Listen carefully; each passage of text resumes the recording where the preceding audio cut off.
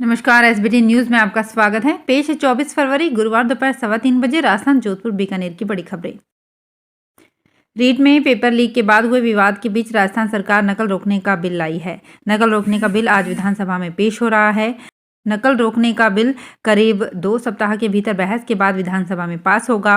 राजस्थान सार्वजनिक परीक्षा विधेयक 2022 को आज विधानसभा में रखा जा रहा है। उच्च शिक्षा राज्य मंत्री राजेंद्र यादव इस बिल को विधानसभा में रखेंगे।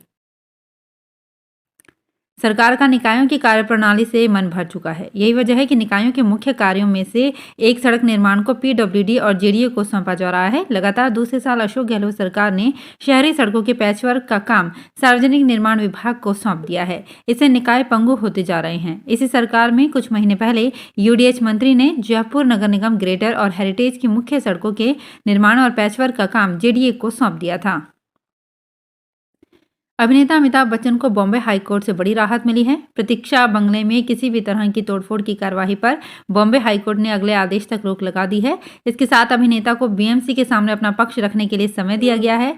अमिताभ और उनकी पत्नी जया बच्चन ने 20 अप्रैल 2017 को बीएमसी द्वारा जारी नोटिस के खिलाफ बॉम्बे हाईकोर्ट का रुख किया था।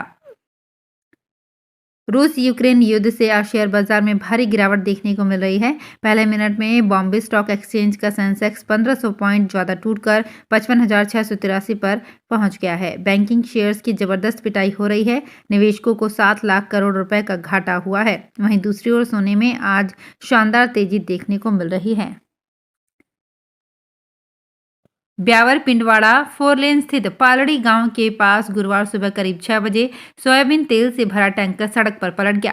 टैंकर पलटने की सूचना पर काफी संख्या में ग्रामवासी मौके पर पहुंचे जिसके हाथ जो लगा उसी में तेल भरकर ले गए। बाद में मौके पर पहुंची पुलिस ने भीड़ को वहां से खदेड़ा। टैंकर में 40,000 लीटर सोयाबीन ऑयल भरा हुआ था और गांधी धाम में आगरा जा रहा था। करौली के बालघाट थाना पुलिस ने बुधवार रात सब्जी की आड़ में अफीम की खेती पकड़ी है। पुलिस ने अफीम के छोटे बड़े 241 पौधे जब्त किए हैं।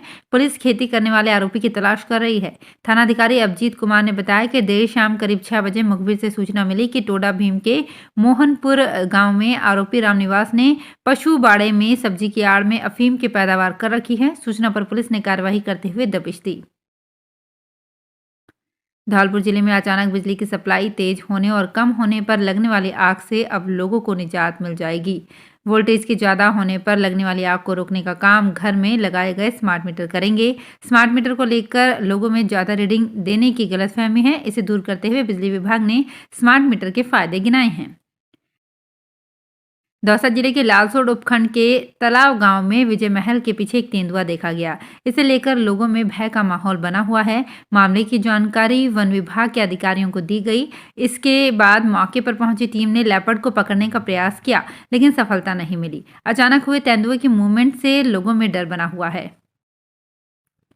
जोधपुर विकास प्राधिकरण के आयुक्त डॉक्टर इंद्रजीत यादव के निर्देश पर अतिक्रमण निरोधक दस्ते ने जोन दक्षिण वितराग सिटी के सामने अवैध व्यावसायिक निर्माण को ध्वस्त कर दिया है। यहां लगभग 52x48 में आरसीसी के पिलर में ईंटों की दीवार पर प्लास्टर कर टिन शेड युक्त हॉल नुमा अवैध रूप से व्यावसायिक निर्माण किया हुआ था। चूरू में गुरुवार सुबह मौसम अचानक बदल गया। वहां आज सुबह तक मौसम साफ था। दिन निकलने के साथ ही आसमान में कोहरा छा गया, जो धीरे धीरे बढ़ता है। अचानक आए कोहरे ने आमजन की दिनचर्या प्रभावित कर दी। कोहरे की विजिबिलिटी 100 मीटर रह गई। कोहरे के कारण वाहन चालकों को काफी परेशानी हुई। सुबह के समय भी हेडलाइट जलाकर वाहन चलाने पड़े। जोधपुर के रसाला रोड पर पिछले 4 दिन से सीवरेज ब्लॉक होने से गंदा पानी बह रहा है, लेकिन शिकायत करने के बावजूद नगर निगम प्रशासन इस ओर ध्यान नहीं दे रहा है। गंदे पानी के कारण यहां रहने वाले लोग, दुकानदार, राहगीर और वाहन चालकों को परेशानी का सामना करना पड़ रहा है।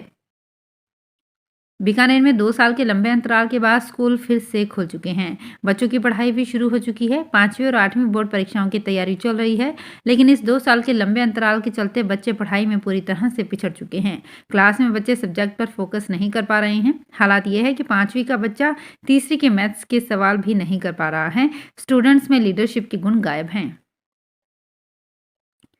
जोधपुर पाली एक्सप्रेस वे प्रबंधन प्रादेशिक परिवहन अधिकारी प्रवीणा चारण की अनुशंसा पर सड़क सुरक्षा जागरूकता अभियान के तहत राजकीय उच्च प्राथमिक विद्यालय बंडाई में यातायात नियम संबंधी जानकारी देकर सड़क सुरक्षा जीवन रक्षा की शपथ दिलाई गई।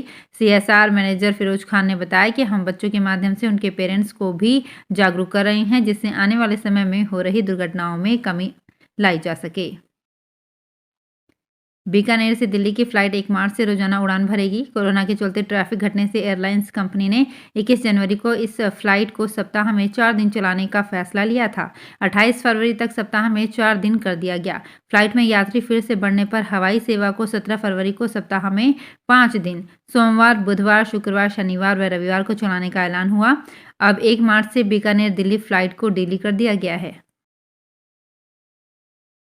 जोधपुर नगर निगम दक्षिण में प्रदेश का पहला वेस्ट टू एनर्जी प्रोजेक्ट स्थापित किया जाएगा।